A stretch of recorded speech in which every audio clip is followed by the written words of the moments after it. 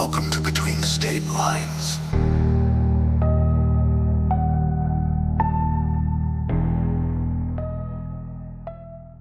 Welcome back to Between State Lines, episode 47. And as our weekly update here, yes, the world is still on fire, and yes, we are still exhausted.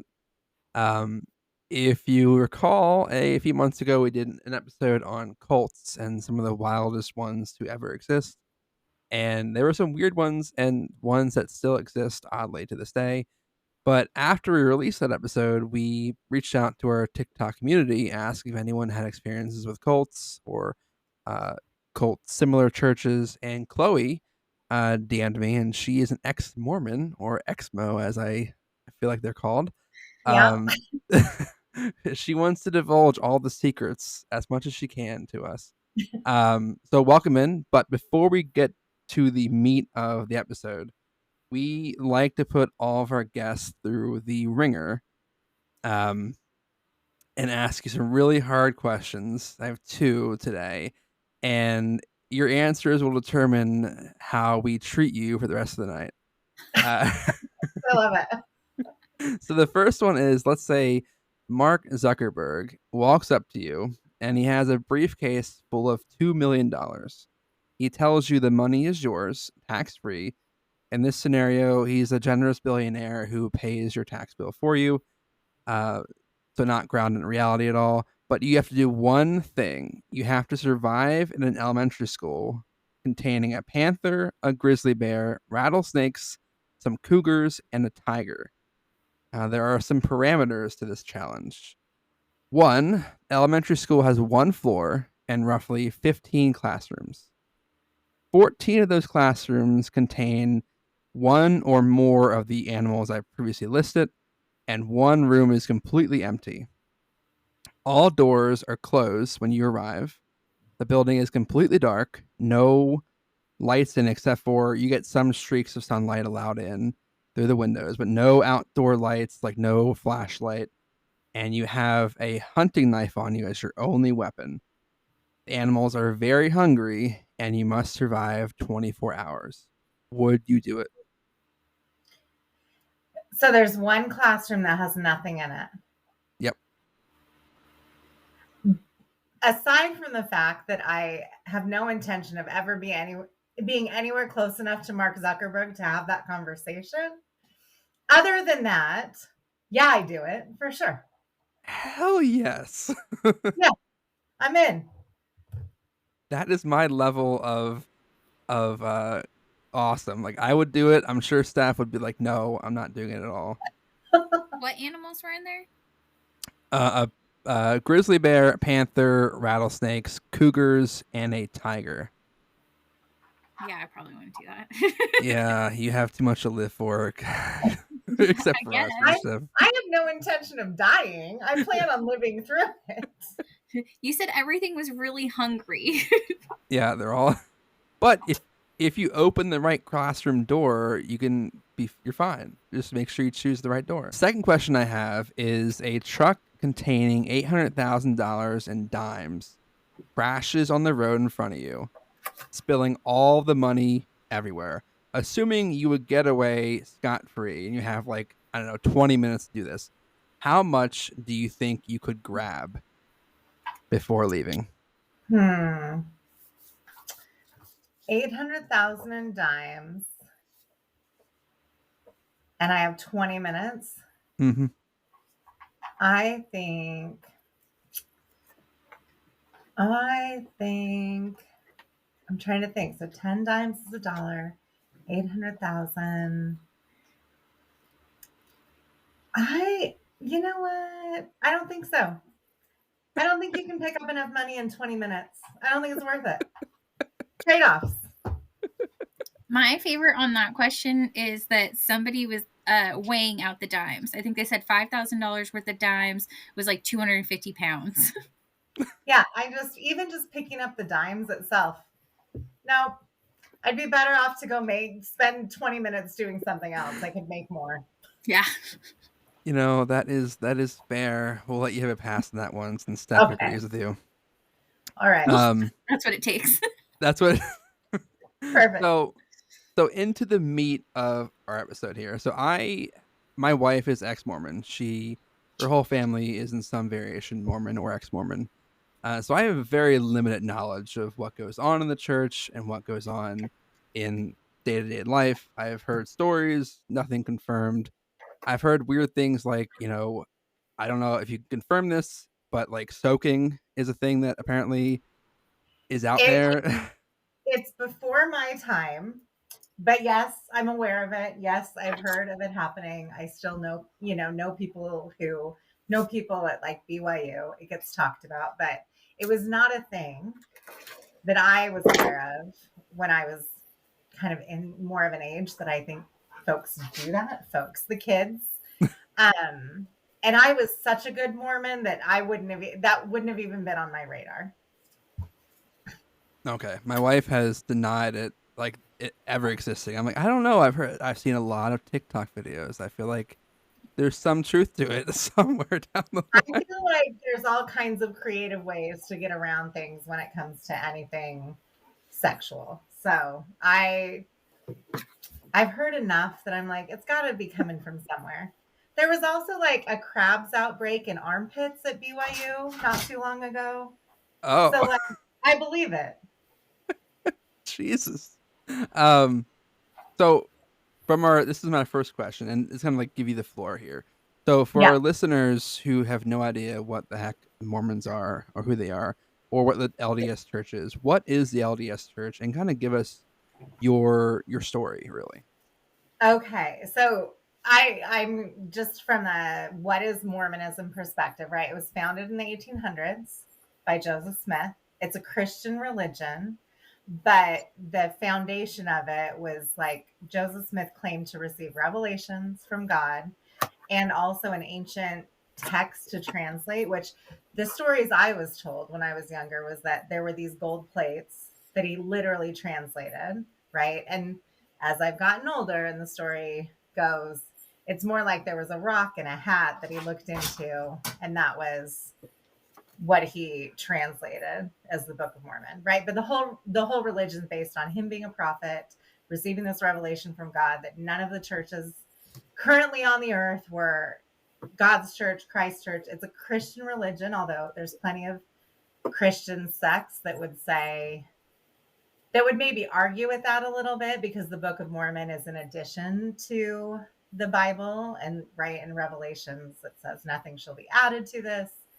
And then the other big premise of Mormonism is that there's still a prophet on the earth who receives revelation directly from God, and that the church is run like Christ ran the church, which wasn't actually a church, right?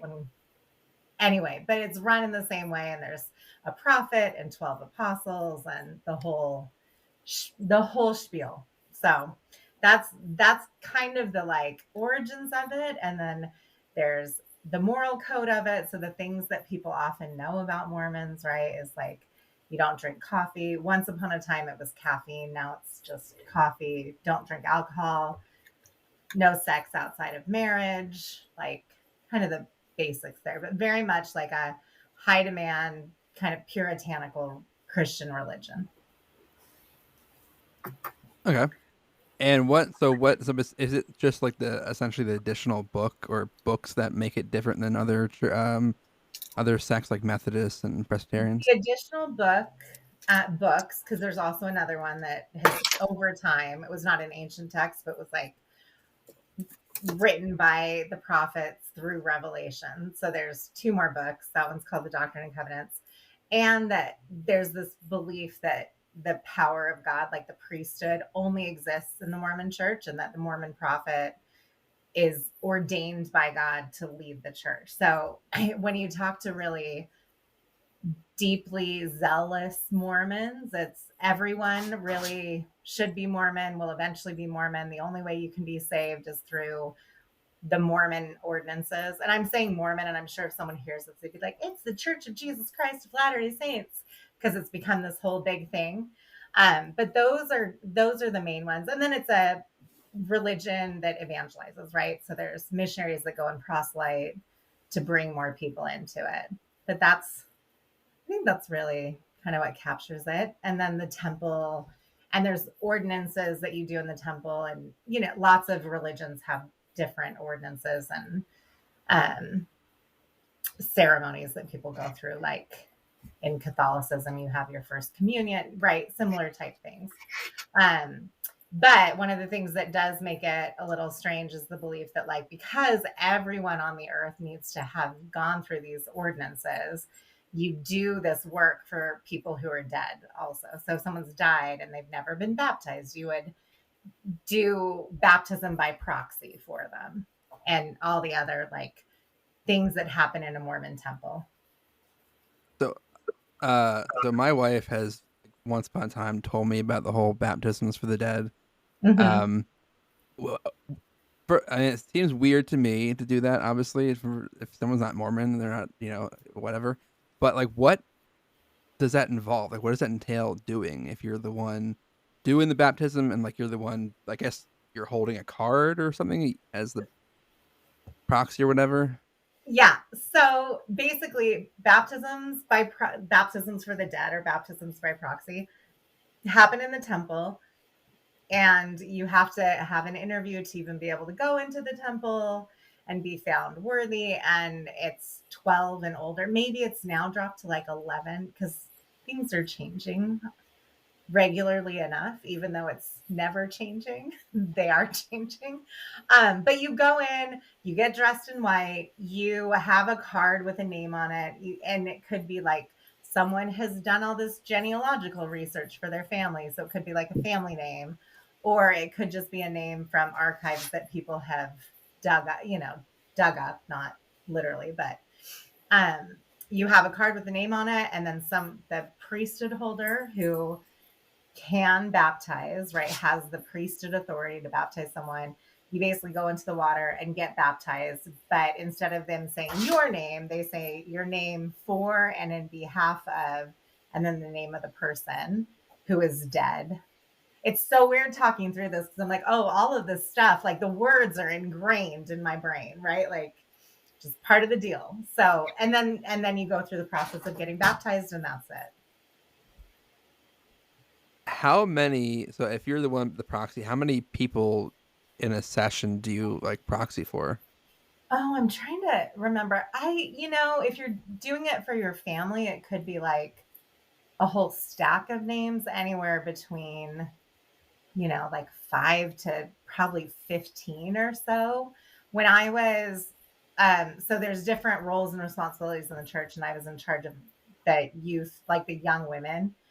Um, and so I would go regularly because they do this as like a youth activity. And I was sitting there. I wasn't, going to be baptized myself. But I would guess they probably all did about 5 names each, something like that.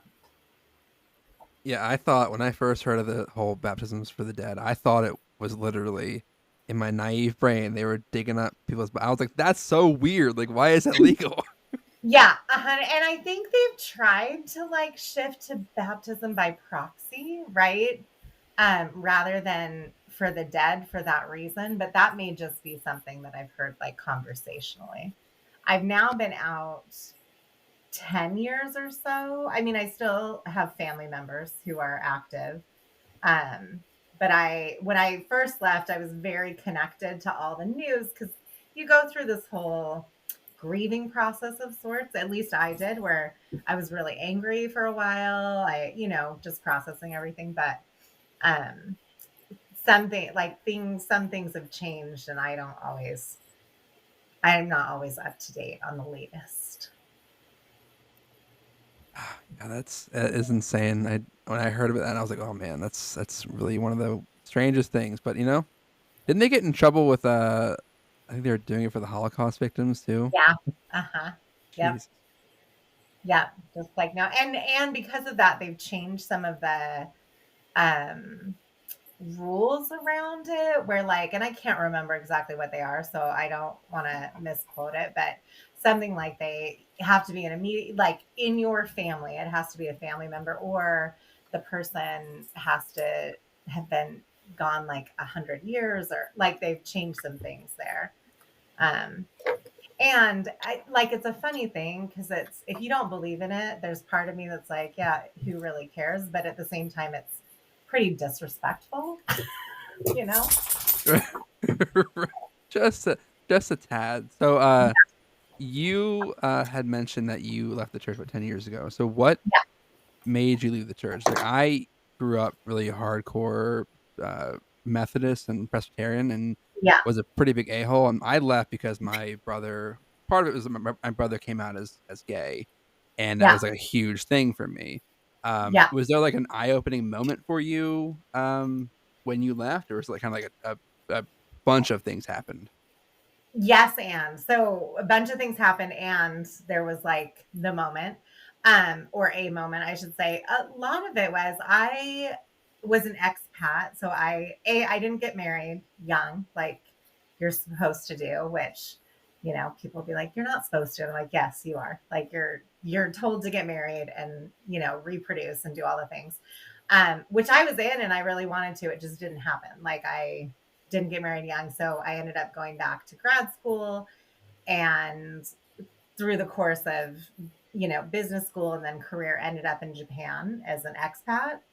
Um, at like 30, in my early 30s, mid 30s.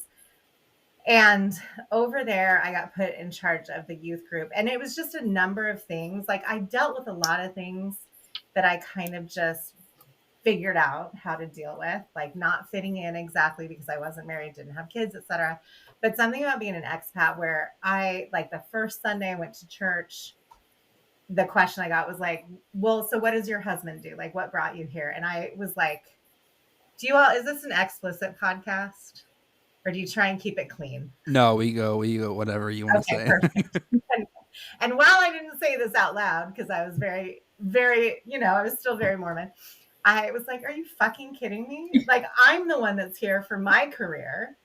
And I actually had like this older woman, and lovely and indoctrinated and all those things. But she asked me what my husband did. And I was like, I don't know. I haven't found him yet. So if you find him, you let me know what he does, because I'd love to know. Like, I just was, being sassy. So that was part of it. But then I was put in charge of the youth group and these girls. And like I was teaching things. And in my brain, I was like, oh, I have really done some mental gymnastics to be okay with this stuff. And I'm having a really hard time teaching this to these girls. Like the patriarchy was just the rage I felt about it. So that kind of started, I think also even all the way back, probably into my 20s or even before that, like my concept of God was just different than what Mormon God was. And so I think that actually kept me in longer because I didn't question as much, because I was like, oh, well, this is what they say, but here's how I feel about it. And it's fine. And I'm going to follow the rules. And then my nephew came out as gay. And that was kind of like, I think I was done at that point, just where I think maybe I was stuck in it like another year just going, because it also was my whole community. Like I was overseas, it was my whole community. I moved from Japan to Hong Kong, and again, like whole community. So that, my nephew coming out, and then also I was approaching 40. Um, and I mean, I like not that close, but close enough where I was like, I was super Mormon, and I was like, I will not be a 40-year-old virgin. I'm not doing that. Like, I just finally was like, and no one can tell me what I'm going to do with my body. And I don't have to answer to anyone about what I do with my body. And so it just turned into this whole thing where I was done. I was like, okay, I'm done. I'm done with all of this. Like, and then as I was going through that process, also doing more research, like I'd always had issues with polygamy, which people will say the Mormon church doesn't practice polygamy. And that is true in terms of like, you don't have people married to two people, at least not in mainstream Mormonism. But like my dad is sealed, which is Mormon marriage, right? Like to 3 women. And that's an okay thing. Women can't be sealed to multiple men, but men can be sealed to multiple women. So polygamy is still very much a practice from a eternal perspective. So all of those things, they just kept adding up. And I was like, okay, peace out. I'm good.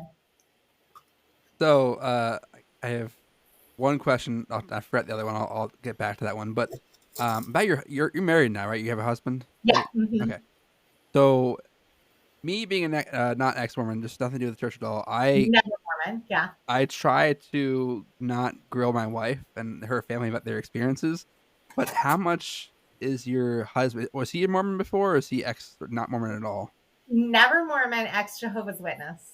Oh No. wow. Okay. Interesting. Oh, maybe I He have him on the left. podcast. It was a hot minute. And like he was done when he was a teenager. So not, but like his mom's still Jehovah's Witness. So it, yeah. So not ex-Mormon, but at the time that we met, I was part of a podcast about like life after Mormonism. And it wasn't so much about the church itself, but more around like, you are 40 and you don't know how to make friends because you've never had to, because the Mormon church provides all that. Or you have never actually had any conversations about, I don't know, like sex with your spouse, really, because it's, like just different things. So I was part of that, and he would listen and then would ask me some questions. But also just being part of my family, right? Like we go to things, my immediate family. I have two siblings who are still Mormon, and then myself and two others who aren't. Um, and not super like, we're going to have prayers at every meal, which is a lot, but my extended family is still very Mormon. And so he's just kind of learned little bits here and there. So he's pretty familiar. I have a nephew who's on a mission right now, and they live close to us. So like he's pretty familiar with things at this point. Okay. But he'll do the same thing where he'll see something on like TikTok or Instagram, and he's like soaking. He's like, "Is that real?" Like whatever it is. I'm like, "Yeah, this thing is real. I know it sounds crazy, and it's true." I remember when my father-in-law was staying with us for a little bit when my daughter was born, and one of my brother-in-laws had just recently left the church, and my mother-in-law had been over there and didn't know the whole story yet that they left. But she was like, told my father-in-law that all their underwear was like not the approved underwear, Garment. whatever. Yeah, the garments. And like how Uh-huh. that was so dramatic. And I knew they were leaving the church. My father-in-law did not know that at the time. And I was like, oh man, I'm so privileged here. but so when you left the church and you said you Yeah. had family still in the church, how Mhm. was that dynamic? How do you balance that, like family still in the church and you being out of the church? My family was never super like my so my mom died when I was 18, and my dad has just never been like the super um not like, he's not super spiritual. He likes the rules. He's like 84. He, likes patriarchy. It works for him. So it more for him, like I've always challenged him in different ways. So more for him, it's just like, okay, whatever. I will say that like some things I just kept to myself and was more quiet about. So like I wouldn't drink in front of my family. I still don't really drink in front of my family a ton. But like being married to a never Mormon has made things easier because like we have alcohol in the house, and the people who want to just believe that I don't drink for whatever reason can do that. They can just go, oh, that's got to be Adams, right? Like, and that's fine. Um, but I like, it just was a little bit of a slow exit from their perspective. I'd also been living overseas for like 4.5 years. My family's biggest thing, at least my siblings, is more around just integrity. Like whatever you do, just be honest about it and live your life honestly, right? And so if it means leaving Mormonism, okay, well then just don't pretend that like you haven't left. So it has not been especially difficult, which is really nice because I've got like my sister-in-law's family has a text group, and they've left, and like so much of it is about church and what was said at like the big conference that happens twice a year, and it's just very like that, whereas my family is sending totally inappropriate memes, Mormon or not Mormon, right? Like it's not who we are. So it's been much easier than it is for a lot of people. Do you we've had this here where we have missionaries come frequently, and I'm pretty sure my wife has like had her records removed from the church, Yeah. but her uncle is one of the like higher up people. I don't know what he's pretty high in the church. I'm sure that's probably why we could get them in there. But Do you get missionaries at your house a lot trying to get you back, Um, or no, I had them one time at this house. And like part of the thing with the church is if you don't remove your name from the records, which I haven't yet, in part just because of my dad, it just feels like it's not super important to me. Um, at whatever point after he passes away, I probably will because I just would like to be done. Um, but they've come like one time and I was nice. It also happens that so here's some Mormon lingo, like in the ward, which would be my congregation that I'm supposed to go to where I live right now. One of the women was a missionary. I went on a mission. So one of the women was a missionary in my mission when I was on my mission. And actually I knew her name. So I'll get like a birthday card. And I reached out and was like, look, I'm not removing my name from the records, but I do not want to be contacted. I don't want people to reach out to me. It just so happened recently we split our time between Arizona and Washington, and we were in Arizona, and missionaries just happened to knock on the door. No idea, like they didn't know I had been a member. They didn't know anything about it. And I was super nice because also part of going on a mission is you get this whole persecution complex where like people are mean to us and it just shows that we have the truth. And I'm like, nope, I'm going to be super nice. And also was honest. I'm like, yeah, I'm ex-Mormon. I went on a mission, not interested at all, but can I get you guys a glass of water? Right. Like I know it's hot outside, whatever. So, but otherwise I haven't really had people chase me down, which has been nice. I'm sure they call my dad and wonder, which this is another thing. You're always connected to your parents, right? It's all part of the deal. If they need my address, to be like, can you update her address so we know where she is? So, yeah. yeah, I'm sure my mother-in-law is the one doing that. It's made the other thing that is interesting. I went to BYU for both undergrad and grad school. And it's interesting because I left the church after that. And it sometimes gets a little tenuous because, like, I still really enjoy a lot of my classmates, but also I'm no longer Mormon. I freshman year roommates from college. We now have this text thread. It is clear I'm the only one that's ever left. Most of them live in like Utah and Idaho. And it's just like they're all talking about church stuff they're doing. And I'm like, okay, great. So I just don't say anything. It's fine. So what would you? I feel like being an atheist, I always want to troll any kind of people that come to the house talk religion. I have since learned that obviously that's not the best thing to do. I feel like Mormons, they're always so young and naive. And Yeah, yeah. so what would you suggest if they come to people's houses? Like, what's a nice thing to do for them? Um, as far as just nice, honestly, is to offer them a chance to come in and like something to drink and just like it is exhausting.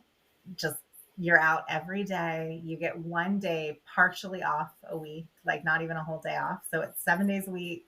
So that would be it. And then just demonstrate kindness. Like that's the best thing. Cause I think a lot of people, and I think some of my extended family has a hard time reconciling things because I'm for sure happier than I've ever been outside of the church, right? And they, in some ways, they're like, yeah, because your husband and he's great, and he came along kind of the same time that I was leaving, or from their perspective. But I also just think living a great life where you're kind and generous is kind of the best thing you can do, right? To be like, yeah, it's not the fear of God that is making me be nice. It's actually, I became a much kinder person, honestly, when I left the church because it turned into like, oh, I am actually just making a decision and I want to be a kind person. And it's not out of guilt or fear or anything like that. It's just like, no, it's just a good way to be.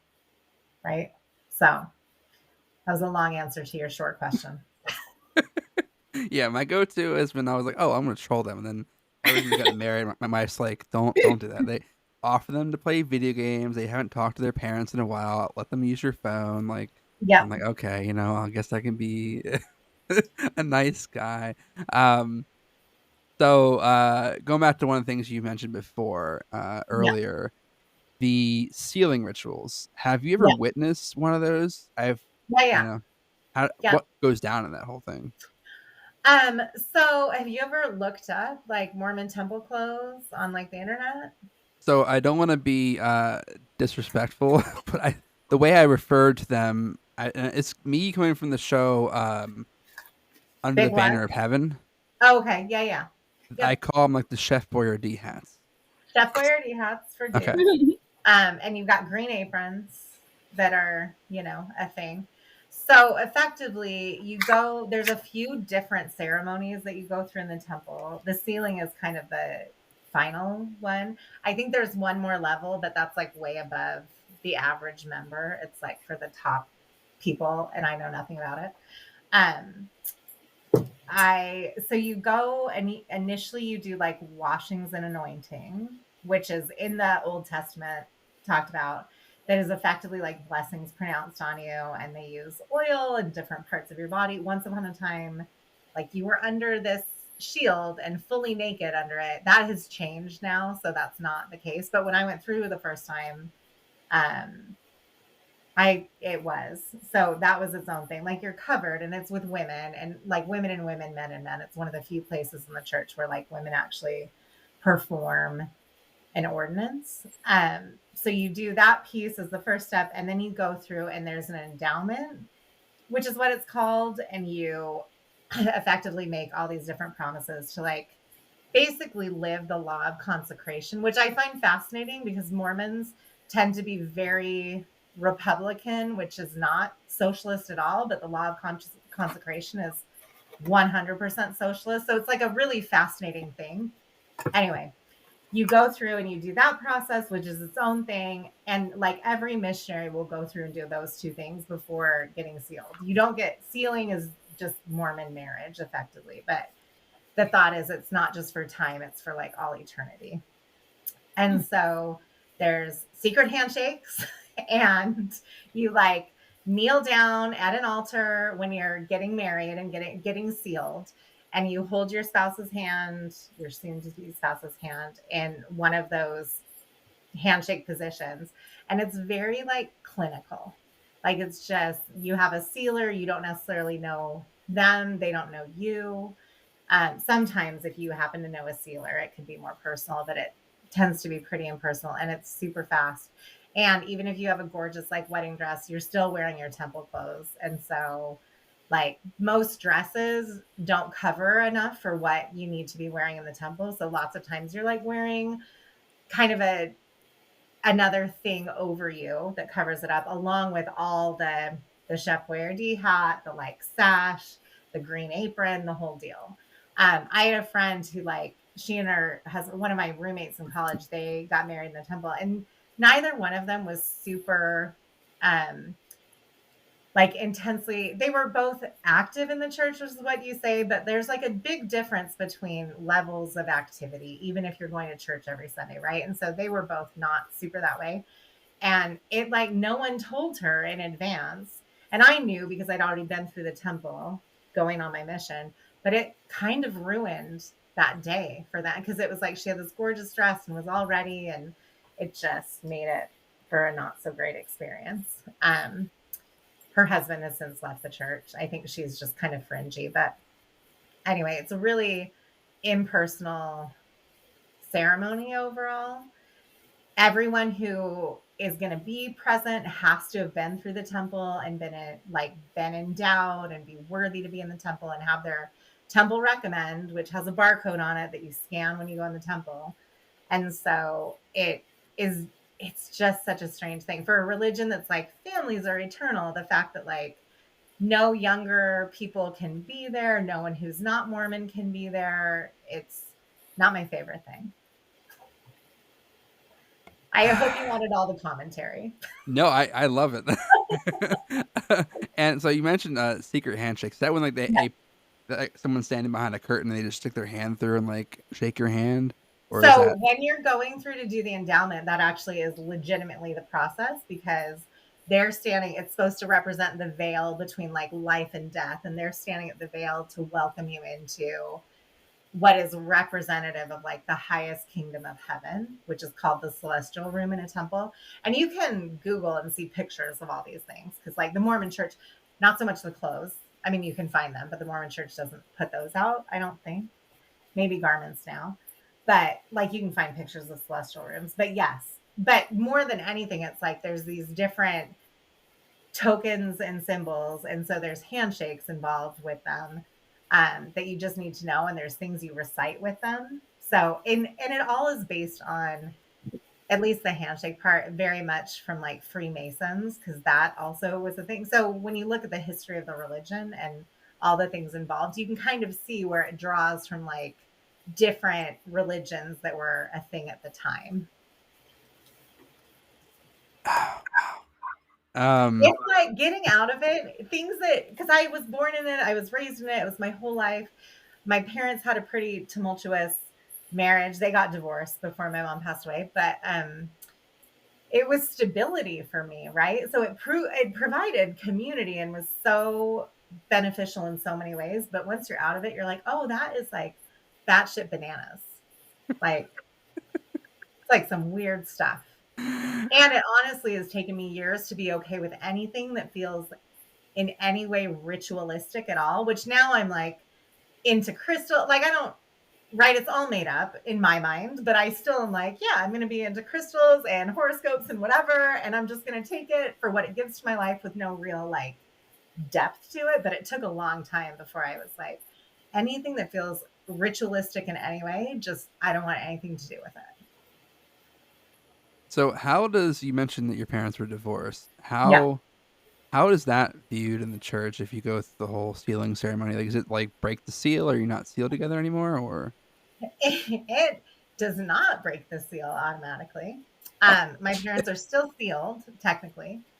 And what's super interesting, I was engaged at one point in time to someone who had been married before. While I was still Mormon, they were Mormon.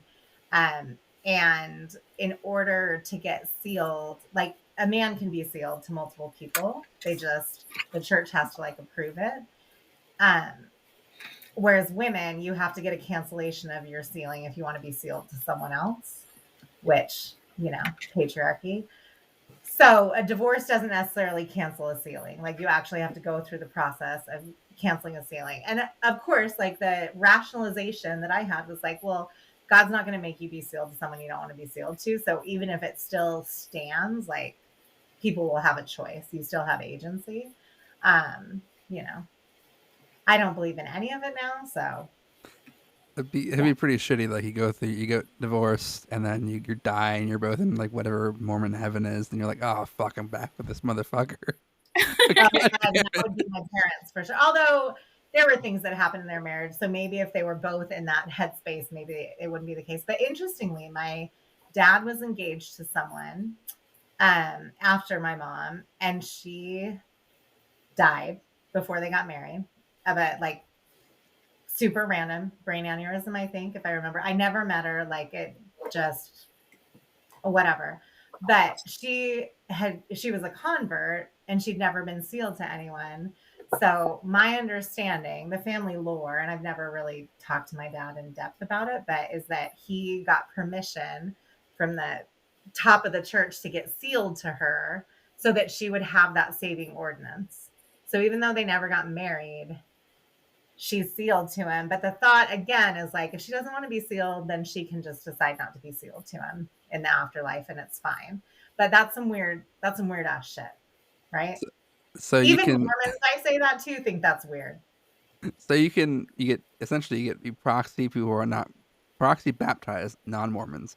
Yeah. But you could also basically force someone to marry you who's already dead, like that you were not. Not a normal practice normally, and there is proxy sealings. Normally, it only happens if people have actually been married in real life. This was just a really strange one-off, bizarro thing. But if you believe that you have to have these ordinances to be saved, you can see how like you could do that whole math and go, okay, well, it's better to do it. And then they have the choice than to not do it, because if you don't do it, then she's not connected to any man, and you need a man to get you into the highest level of, whatever. So, yeah.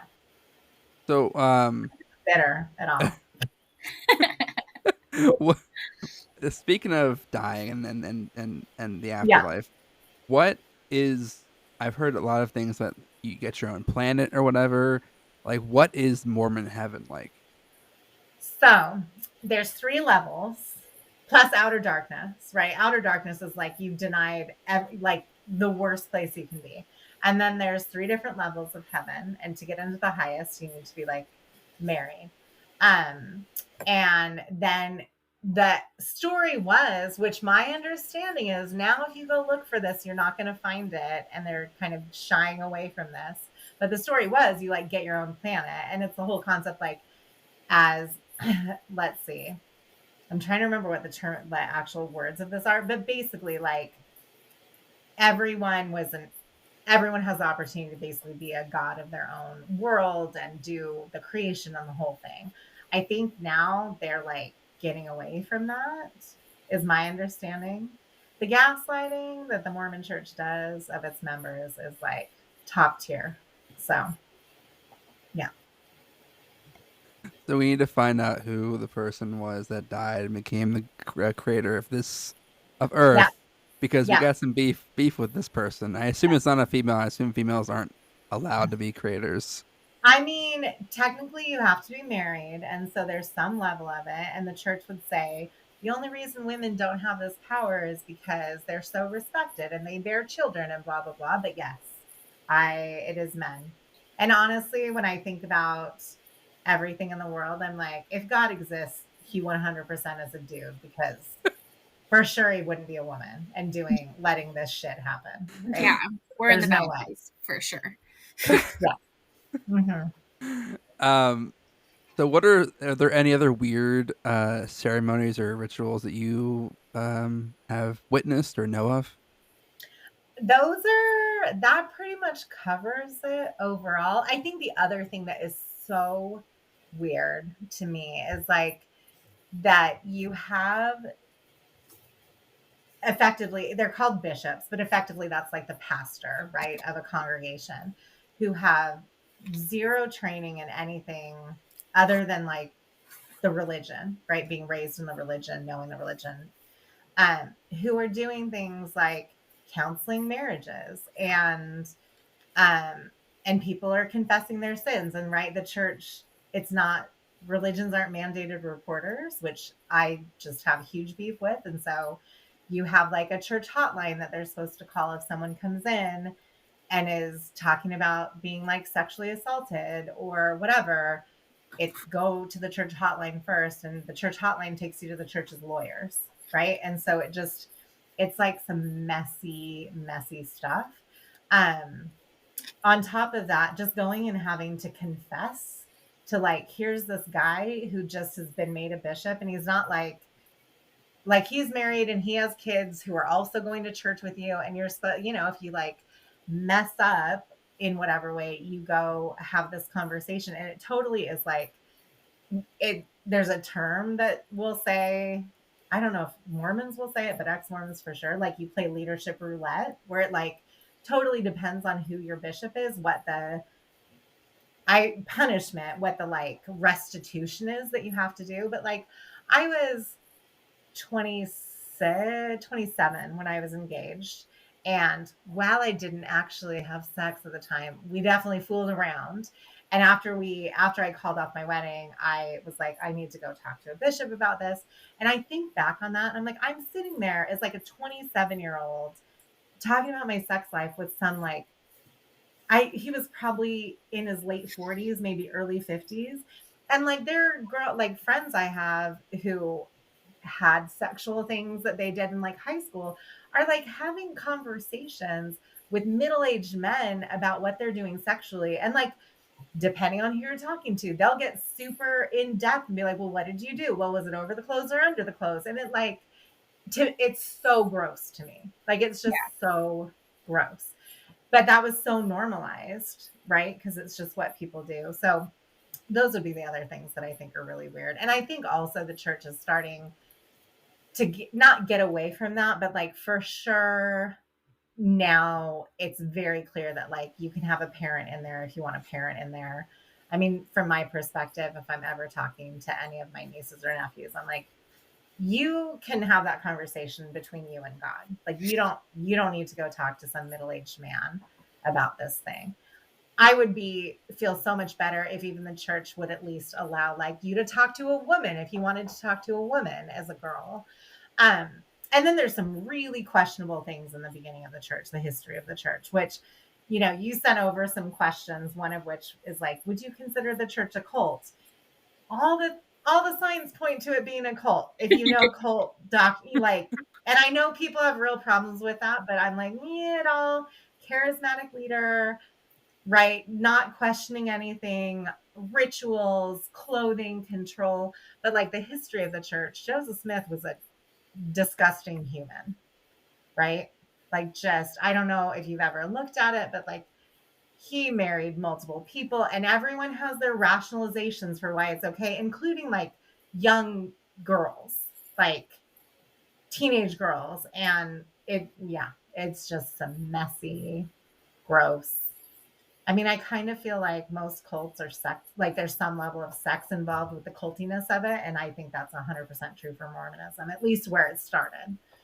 Like, where it is now, it's also super interesting because there was a Netflix special at some point about the fundamentalist LDS church. So there was like a break off point after Joseph Smith died. And you had kind of two different directions the church went. And so it's a much smaller organization, but they still practice polygamy. And the special was called, I think, Keep Sweet, Pray and Obey, something like that. And like people were watching it were like, this is not, Mormons would be like, well, that's not us, blah, blah. And I'm like, well, actually, it may not be us now, but 100% that was us in the early days of the church, right? Like, so it's interesting the mental gymnastics people can do, myself included, right? Like, I wasn't immune to it at all. Yeah, but going back to your whole girls talking to middle-aged men, my wife had actually mentioned that to me. That was one of my questions for you that came up with afterwards, was that I think she was like 14 or something, and she had to go in and talk to this bishop or whoever it was about like if she had any sexual desires and like all these things. I'm like, that is so weird for a middle-aged man to be listening to that. Like, it's disturbing, and why everyone's okay with this is insane. It's the normalization of crazy, right? I mean, asking things like asking about your masturbation practices, if you masturbate, because you can't masturbate, worst thing in the world, right? And it's interesting, like just the process of undoing a lot of that. And like, I've been through a lot of therapy. When I was leaving the church, I found a really great ex-Mormon therapist, which is amazing. And then I transitioned to doing like trauma therapy, not just for Mormonism. I had traumatic childhood stuff, but like really having to process that, because that like little bits of shame can really creep in. And like, even 10 years out, there are still moments I'll be partaking in a little garden gummy and have moments where I'm like, I'm okay. Like, this is okay. No one's judging me. I don't believe in hell, so I'm not going there, but yeah. Growing up, did you ever? I don't recall the name of it. I think it's like a tracker, like a pilgrimage or something, where you Track. go. Yeah. So my wife went on that. Did you go on one of those? No. It was not a thing. So just for context, like, I'm 47. So it was not really a thing that was done when I was younger. I went to like girls camp, so Mormon like camp, but it was just normal-ish camp. Normal-ish, I say, because even now, like, you'll have certain camp and everyone makes their own rules for their own organization, whatever, but like, where girls have to wear t-shirts over their swimsuits because there's the men who are there, which I'm like, talk about normalizing sexualizing girls' bodies, right? Like, it's so gross. Yeah. Yeah. But I was gonna say so with track, my wife, I went on that like I think twice or once, and her brother recalls, he told me this story where they had like 3 or 4 kids had heat stroke. You walk like what 10, 12 miles, something like that, in like a few days or whatever, and you have to wear like the clothes from back in the day, and you're carrying heavy stuff with you, like the wagon or whatever. And like one of the kids who had heat stroke, they had to take him to the hospital, but the church spun it in their actual like on Sunday to the whole church that like, oh no, he got up, like he was fine, like God saved him. And her brother was like, that didn't happen. Like, I was right there. He went to the hospital.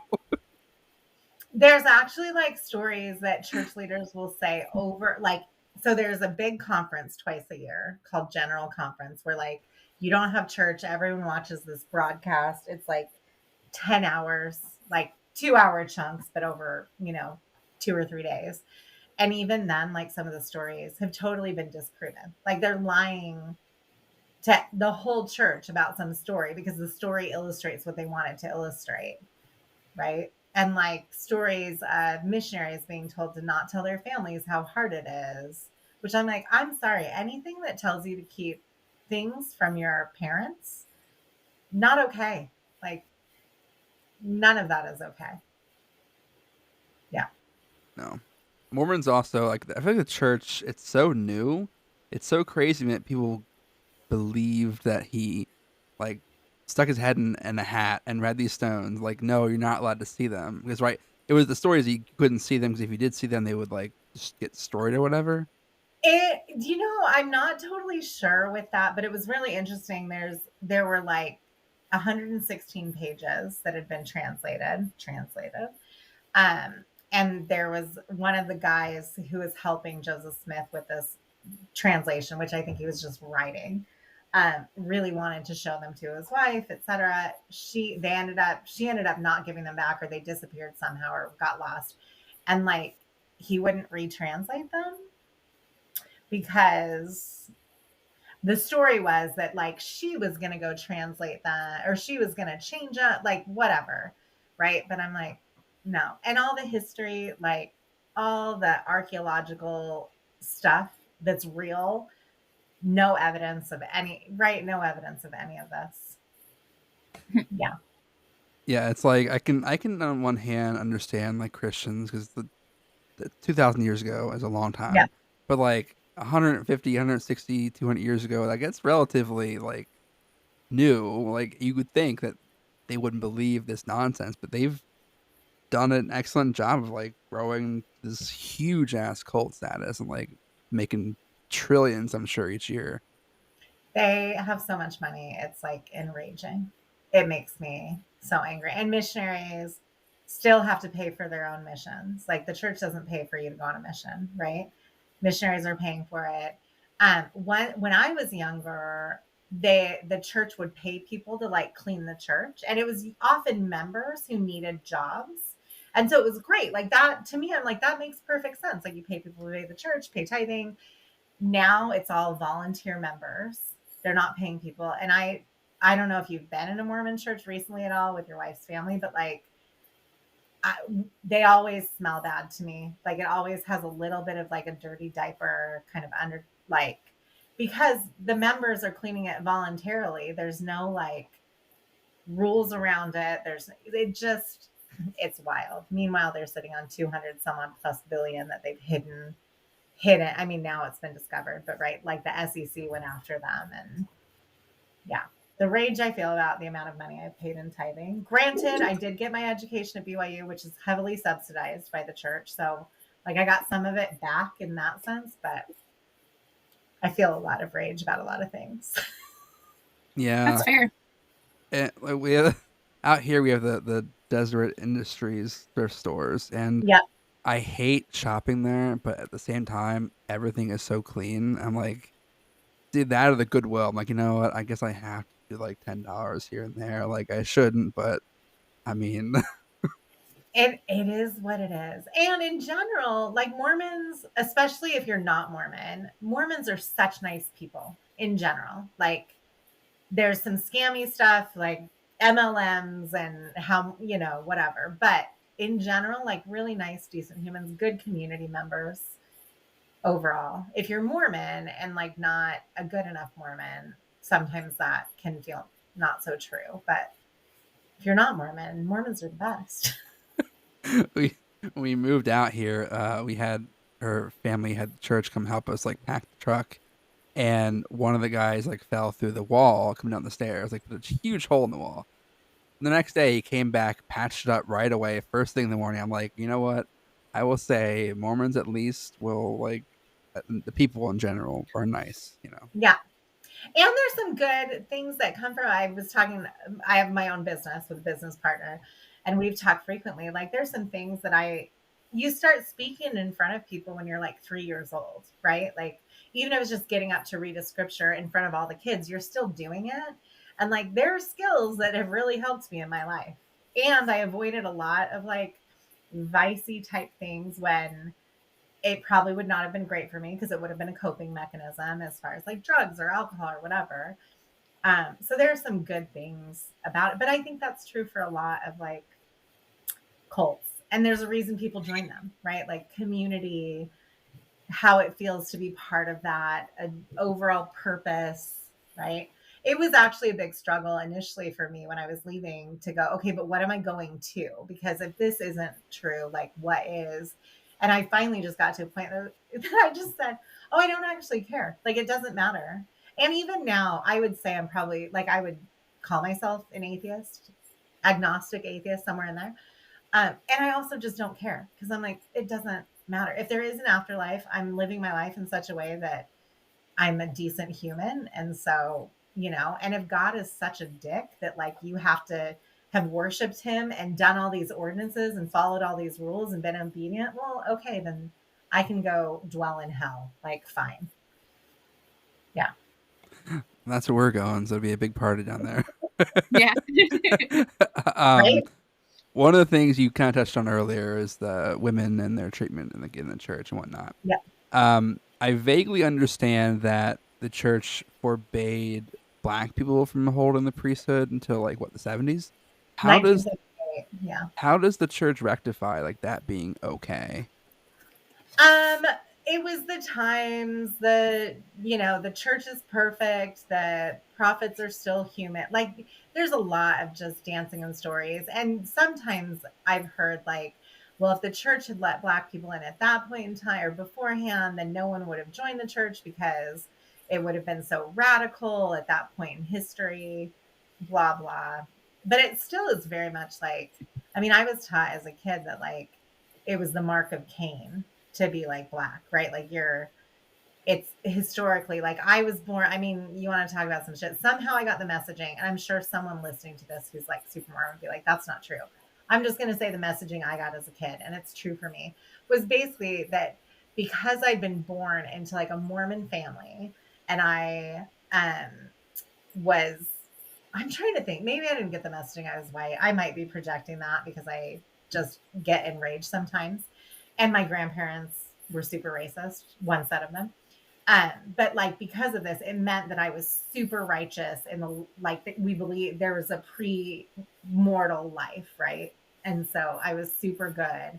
And that's why I got born into such great circumstances, which is really problematic in so many ways.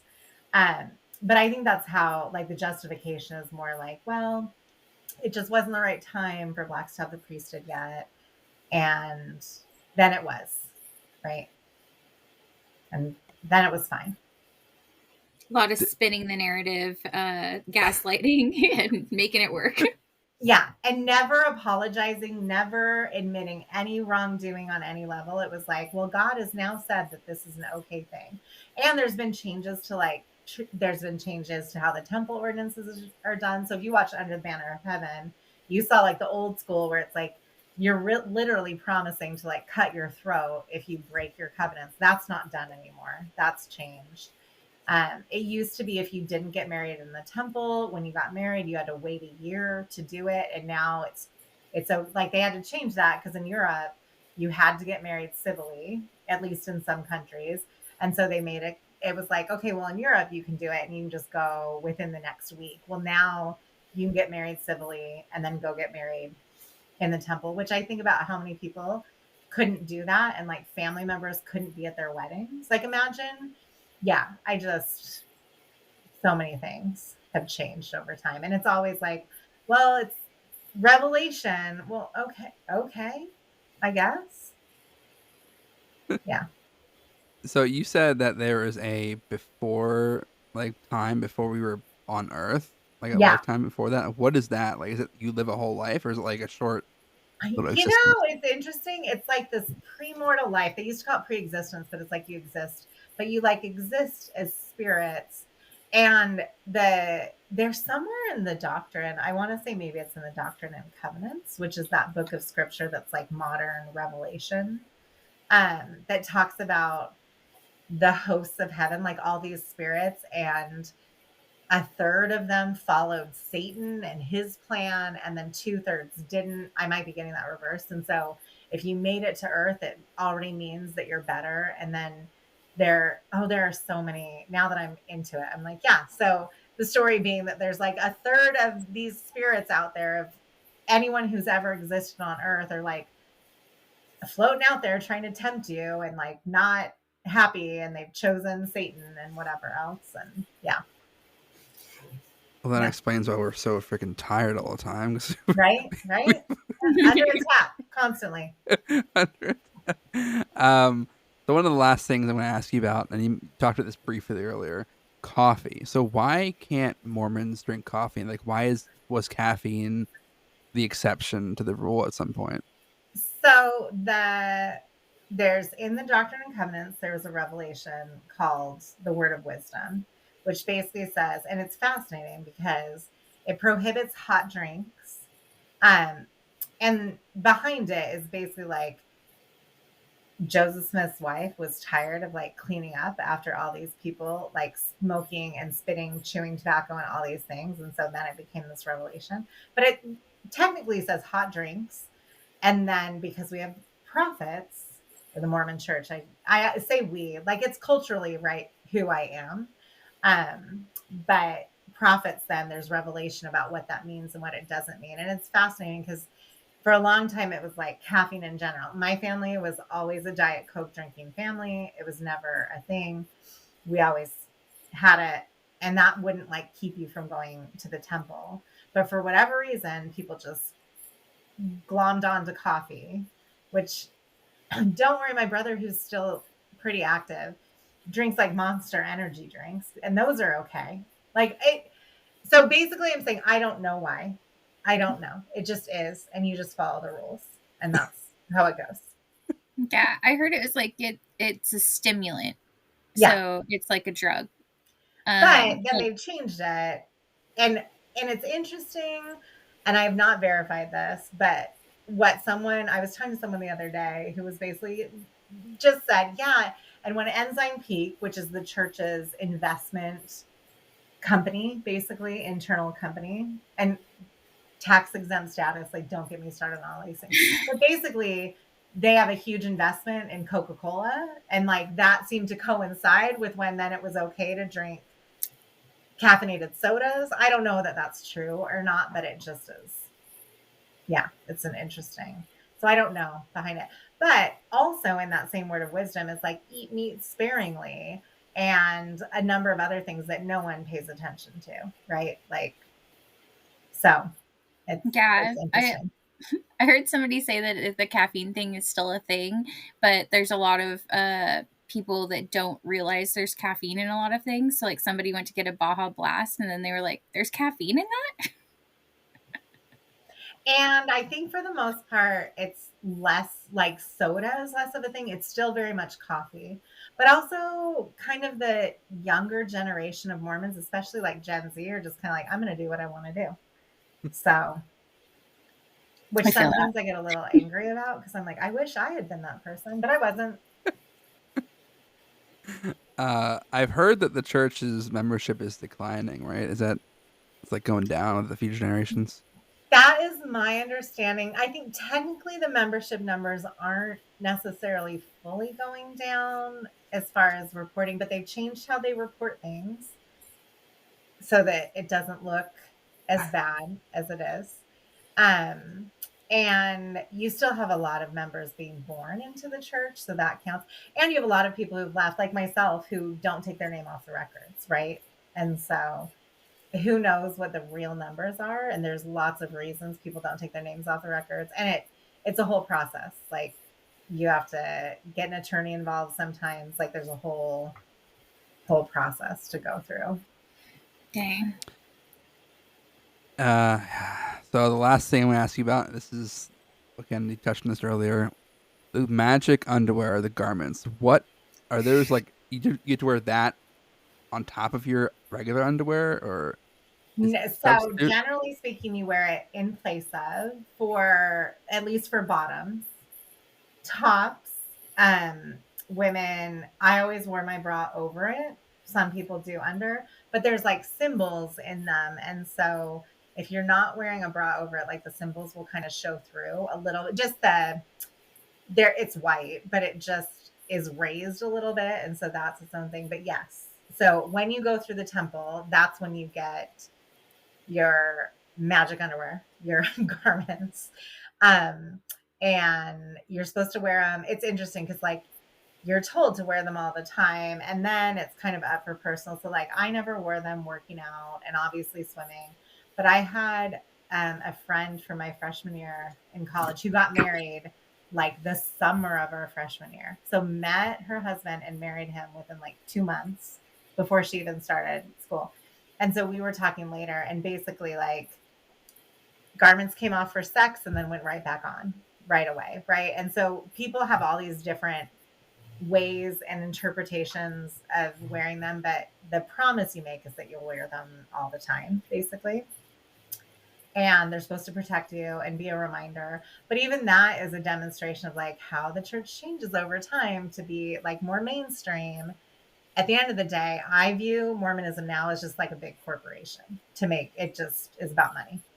Um, and yes, good community and whatever, but that's where I see like they change things because they know they're losing members. So even recently, like when my parents went through the temple, these garments were one piece. Like it was a onesie with like holes in it so you could go to the bathroom. By the time I went through the temple, there were two pieces. But they, like, for women, they used to go over your shoulders, so you couldn't wear a tank top. So like you'll hear ex-Mormons talk about porn shoulders, and that's why. And for whatever reason, it's totally okay for like a dude's garment collar to show above their shirt, or for their shorts to kind of hang out under their shorts, like the. Whereas for women, like you make sure your garments aren't showing. But they've just changed it again, so like there's a tank toppy type top for women. So now, like, I've seen Mormon influencers who are still Mormon, who are like, I'm going to church for the first time with like a sleeveless dress, and it's like, okay, so are you supposed to be? Because I was taught it was about modesty and like a number of things, right? Not just modesty, but modesty, clothing modesty, safety, which modesty is its whole other topic. Because if you think about living modestly and then you look at all the McMansions in Utah or in Arizona by the temple, these, 10 and 20,000 square foot houses, that's not modest in any way, shape, or form. But clothing modesty, they now have tank top ones. And I felt a little ragey initially because I was like, are you kidding me? And the bottoms have gotten shorter. And I have great legs that I wasted for years. I could have been wearing much shorter skirts. So, but it was a whole process. And even after I left the church, and like we recorded a podcast episode about what do you do with garments now that you've left, like I held on to mine for a while. And then finally I was done one day, and you're supposed to dispose of them in a very particular way. Like make sure you cut the symbols out, and like you can burn them or you can cut them up into little pieces. There's a whole, right? It's not a cult at all. I threw mine down the trash chute in my apartment building, and it was like super cathartic. Do they give you just one pair, or do you No, get multiple? you have to buy them. Don't worry. You can buy as many as you want. You have to buy them. I'm sure the profit margin is like next to nothing, but at the same time, right? Again, it's a business. Jeez. Oh my god. Yeah. Uh-huh. But there's We're fired. stories about like I was wearing my garments and I got in a car accident, and like I had a slash in my leg, but it stopped where my garments were and I was fine. Like the lore is amazing. Right. So you're telling me that God will spare you if you're wearing it, but God forbid you forget it, or it doesn't go long enough, that body part's screwed. Yep. Shit. Right? Not a cult. Not Not a cool at all. Well, Yeah. Chloe, we appreciate you being on the show, and we loved having you. tell the good people between state lines where they can find you on social media.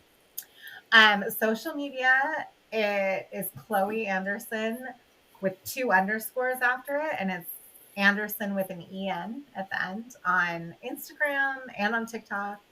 I don't post a ton, and I am an executive coach and culture consultant, so very different than this conversation, but that's where you can find me on the socials. Yeah. Well, Or if anyone is more ex-Mormon and needs some support, Wordless podcast is great. And we don't record anymore, but we've got about 50 episodes and they are super helpful, we've been told, for navigating life post-Mormonism. there you go. Thank you, Chloe. Appreciate having you. Thank you. Great to be with you. That was awesome. I just went and followed her. I feel like that podcast would be helpful, even just like the reintegration with life and how do you make friends. Like, I'm like, as somebody who was in a 15-year relationship before the last 2 years, I could use that. Right? Like, how do you get yours? Yeah, how do you get yours socially acquainted again with the world and like reintegrate it? Because that's a lot. Like, woo. I burn sage now. That's what I feel like. Well, somebody told me that actually they were like, have you burned sage around your house? You should do it. You're waking up at odd hours. You are waking up at odd hours. It varies. I'll like wake up and see a reel come through at like 2 in the morning my time, or like 3 in the morning my time. Like, man, Steph had a rough night, I guess. Yeah. It happens. It happens. Burn some sage. I have a sage candle going too. We need to get a Jehovah's Witness on the podcast. So, guys, if you're a Jehovah's Witness or ex-Jehovah, if you're Jehovah, you're not listening to this. But if you're an ex-Jehovah, please, message me or Stephanie or the podcast, because I really want to talk to Jehovah's Witnesses. I would message Holden or the podcast. Stephanie doesn't check her DMs. I do, but I just get a lot of people saying, I connect with you and want to do a reading, or have you ever been a sugar baby? And I get those all the time. I want to be a sugar I love baby. your profile picture. Can I use it for some piece of art? But I need to pay you money. It's a requirement. But yes, guys, message me if you're ex-Jehovah, because I once had when I worked at a warehouse. I managed a warehouse like 7 years ago, and I hired this Jehovah's Witness, and I didn't know obviously she was a Jehovah going into it, but she like after she was hired, she like nonstop talked about her faith or whatever, but like she couldn't celebrate birthdays and couldn't celebrate Christmas, and I tried to like change our Christmas party or the holiday party to like a winter party, and she was like, no, it's still in the same time, so I'm pretty sure it's secretly a holiday party. I'm like, man. And she also got mad. Have you played this game called Secret Hitler? No. So it's this game where essentially it's like kind of like an investigation game. But the point is to kill Hitler, and you have like I think 5 people you play with, and 4 of them are not Hitler, and 1 of them is Hitler, and you each don't know who you are, like except for like the Hitler person knows who everyone else is, right? But the people who are not Hitler don't know who Hitler is. So you gotta like deduct who Hitler is, and then you vote to kill him off every round. And if you're right, you win. If you're wrong, obviously you keep going. The whole point of the game is to kill Hitler. I tried to play that game. I played a game like that. We just didn't know it was a Hitler game. Yeah, I think it's was started as Secret Hitler, and I think they have like different variations now. And yeah, we played it at work. At work. when I worked for a Mormon man, and honestly, when she's talking about the leadership roulette, I'm like, wow, that resonates with me. Yeah, that but so you've played a variation of it. Well, so I tried to play this game, but I called it like Secret Vader, so like Darth Vader, to make it more like, obviously non-controversial. And she got offended because Hitler killed Jehovah's Witnesses in the Holocaust. And I was like, we're not playing Secret Hitler. And she's like, yeah, but that's like one of the variations you can play. I was like, okay, you can go home. That's fine. I Yeah, can't you can turn anything into this. Get out of here. get out of here. Get out of here. Yeah, so guys, if you live in the world, don't drink coffee, otherwise you're going to hell. With us, we are doomed for hell, according to the Mormons. Don't forget your secret magic underwear, and we will talk to you guys next week. Bye.